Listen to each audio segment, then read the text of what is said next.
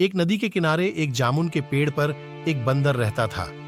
उस पेड़ पर बहुत ही मीठे मीठे जामुन लगते थे। एक दिन एक मगरमच्छ खाना तलाशते हुए पेड़ के पास आया। बंदर ने उससे पूछा तो उसने अपने आने की वजह बताई। बंदर ने बताया कि यहाँ बहुत ही मीठे जामुन लगते हैं और उसने वो जामुन मगरमच्छ को दी।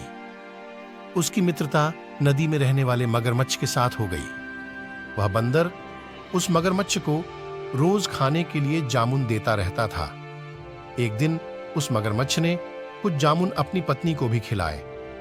स्वादिष्ट जामुन खाने के बाद उसने यह सोचकर कि रोजाना ऐसे मीठे फल खाने वाले का दिल भी खूब मीठा होगा, उसने अपने पति से कहा कि उसे उस बंदर का दिल चाहिए और वो इसी जिद पर अड़ गई। उसने बीमारी का बहाना बनाया और कहा कि जब तक बंदर का कलेजा उसे मिलेगा वो पाएगी।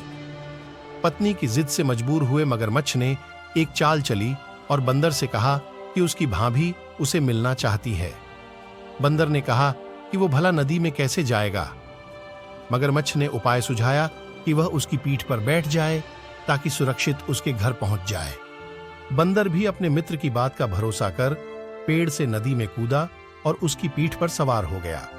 जब वे नदी के बीचों बीच पहुंचे, मगरमच्छ ने सोचा कि अब बंदर को सही बात बताने में कोई हानि नहीं और उसने भेद खोल दिया कि उसकी पत्नी उसका दिल खाना चाहती है।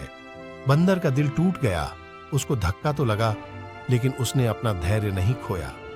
बंदर तपाक से बोला, ओह मेरे मित्र, तुमने यह बात मुझे पहले क्यों नहीं बताई? क्योंकि मैंने तो अपना दिल जामुन के पेड़ में संभाल कर रखा है।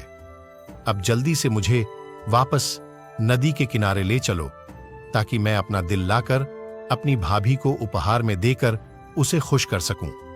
मूर्ख मगरमच्छ बंदर को जैसे ही नदी किनारे लेकर आया, बंदर ने जोर से जामुन के पेड़ पर छलांग लगाई और क्रोध में भरकर बोला, मूर्ख, दिल के बिना भी क्या कोई जिंदा रह सकता है?